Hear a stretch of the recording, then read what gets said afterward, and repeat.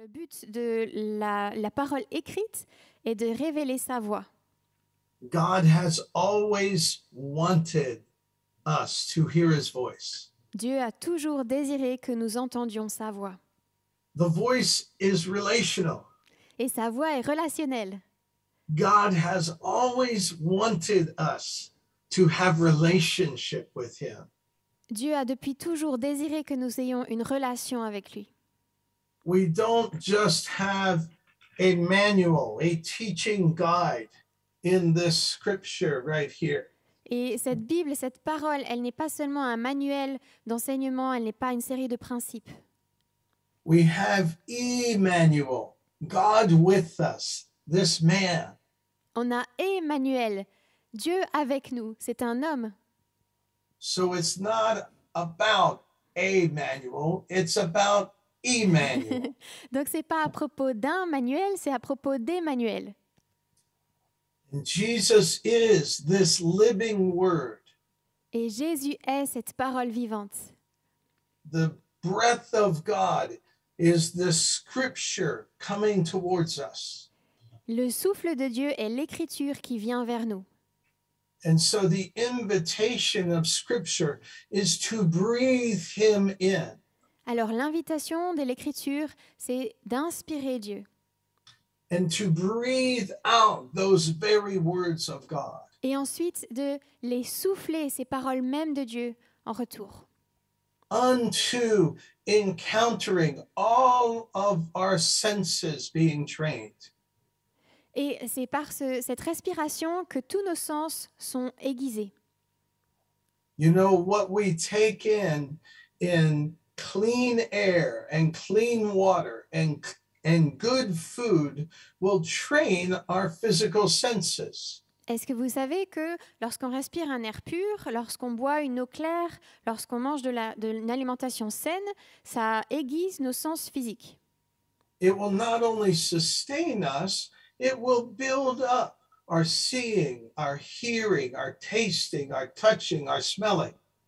Non seulement ça renouvelle nos forces et ça perpétue notre vie, mais en plus ça aiguise et ça entraîne notre vue, notre ouïe, notre odorat, notre goût, notre toucher. And in the same way, he wants us to breathe in his word and have our spiritual senses trained. Et de la même manière, Dieu désire que nous inspirions sa parole vivante qui vient fortifier nos sens spirituels. You see, the scripture says that the whole earth is full of the glory of God. L'Écriture nous dit que la terre entière est remplie de la gloire de Dieu. And the scripture says that we are seated in heavenly places right now. Et elle nous dit qu'en cet instant, nous sommes assis avec lui dans les lieux célestes. And the scripture says that we have direct access to him. L'Écriture nous dit aussi que nous avons un accès direct auprès de lui. So I don't think we need to have more encounters. Alors, je ne crois pas que nous avons besoin d'avoir plus de rencontres. I think we need to become aware of the encounters that we're actually in right now. Mais je pense que c'est plus que nous avons besoin de prendre conscience des rencontres dans lesquelles nous sommes déjà en cet instant. As born again believers in Jesus, En tant que croyants nés de nouveau en Jésus-Christ, we have, by the Spirit, access to this heavenly realm because of Christ's death. à cause de la mort de Christ, à travers la mort de Christ, nous avons aujourd'hui accès à ces réalités célestes, à ces rencontres célestes par l'Esprit de Dieu. We already have access to him, Nous avons déjà accès à lui.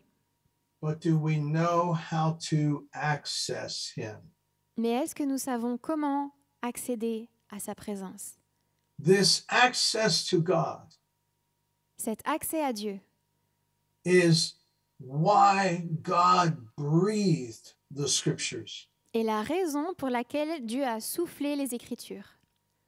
I have many encounters with the Lord, J'ai de and the nombreuses majority of my encounters are scriptural encounters. rencontres avec le Seigneur et la majorité de ces rencontres se font à travers les Écritures. Because the Lord has shown us that the scripture and the breathing and the singing and the praying and the speaking of the word opens up this interaction, awakens our senses to interacting with Him. Le Seigneur nous a montré que lorsque nous méditons la parole en la parlant, en la chantant, en la murmurant, en la priant, ça active nos sens spirituels et ça nous fait entrer dans une interaction avec lui directement. So the scripture says that it's the breath, Alors l'Écriture nous dit que c'est le souffle de Dieu, that the scripture itself is God breathed. que l'Écriture est le souffle même de Dieu. But if we only treat it like words on a page, Mais si nous ne les traitons que comme des mots écrits sur une page, then it's static, it's unmoving. alors ça devient statique, ça ne bouge plus. But if we breathe it in, Mais si nous l'inspirons, it becomes breath of life. It is living. elle devient un souffle de vie, elle est vivante. It's just like the oxygen in front of your face right now. Elle est comme l'oxygène devant notre bouche en cet instant. It's there, but you have to breathe it in. L'oxygène est là, mais si nous ne l'inspirons pas, elle ne viendra pas en nous. If it exists, but you don't breathe it in, you will die. Et si l'oxygène existe, mais que nous ne l'inspirons pas, nous allons mourir. And the same way, if you don't activate or breathe in the word of God, your spirit will not live, it will die out. De la même manière, si nous n'activons pas et n'inspirons pas la parole vivante, le souffle de vie de Dieu à travers les Écritures, notre esprit va mourir de faim. Jesus called the scripture bread. Jésus a appelé les Écritures le pain. He said, man does not live by bread, earthly bread alone. He lives by the words out of the mouth of God. Jésus a dit, l'homme ne vit pas seulement du pain terrestre, mais il vit de toute parole qui sort de la bouche de Dieu. I'm saying this and I realize probably most of you already know this. Et en le disant, je réalise que beaucoup d'entre vous connaissez sûrement ce verset. But I believe the Lord's saying there's much more for us in encounters with Him if we will simply breathe the scriptures. Mais j'ai l'impression que le Seigneur nous invite en disant, il y a tellement plus dans les Écritures de rencontres avec moi. Est-ce que vous êtes prêts à y entrer avec? If we will treat it like food and not just milk, but solid food. Si nous commençons à traiter l'Écriture non plus comme du lait, mais comme de la nourriture solide, If we will chew it over and over again. c'est-à-dire si nous la mâchons encore et encore, That is the process of moving from glory to glory. ça c'est le processus qui nous fait avancer de gloire en gloire. It's not only beholding, but it's chewing and speaking these words of glory, this name of God. C'est ne pas s'arrêter ou se satisfaire de contempler la parole simplement, mais de la mâcher. And Paul says in 2 Corinthians 3:18 that this is how we transform. Et il nous est dit dans 2 Corinthiens 3:8 que c'est ce qui nous transforme. We behold the 3:18. glory Nous contemplons la gloire and we're transformed from glory to glory. et nous sommes transformés de gloire en gloire. This transformation process Et c'est un processus de transformation does not have to wait for you to see with your natural eyes. qui n'attend pas que nous voyions avec nos yeux naturels. You can behold God's glory by hearing. Nous pouvons contempler la gloire de Dieu en l'entendant.